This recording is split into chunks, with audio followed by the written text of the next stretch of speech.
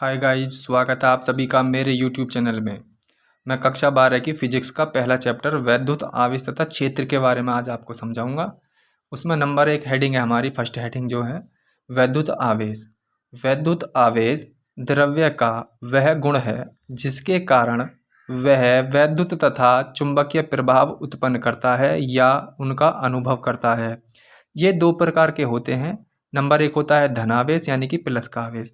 Number 2 होता है ऋणावेश यानी कि माइनस का आवेश।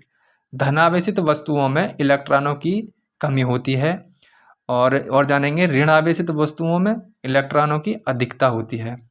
ठीक है, अगली जो हेडिंग है ये पेपर के लिए वेरी वेरी मोस्ट है। कूलम का नियम बहुत ज़्यादा प्रैक्टिकल में भी पूछा जाता है और पेपर में भी आता है।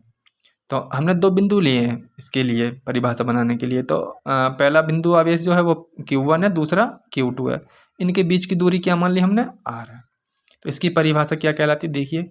इस नियम के अनुसार दो स्थिर आवेशों के बीच लगने वाला आकर्षण बल या प्रतिकर्षण बल आवेशों के परिमाणों के गुणनफल के अनुक्रमानुपाती तथा दोनों आवेशों के बीच की दूरी के वर्ग के व्युत्क्रमानुपाती होता है। अर्थात F प्रोपोर्शनल Q1 Q2 और इंटू में 1/r², यानी कि इनके बीच की दूरी का क्या कह रहा था, वो व्युत्क्रम कह रहा था, व्युत्क्रमानुपाती होता है।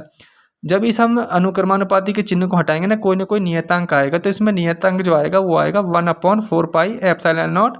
ठीक है, इसका भी जो मान होता है, इसका मान मैं बता दूंगा कितना होता है। इसका मान होता है 9 × 10⁹।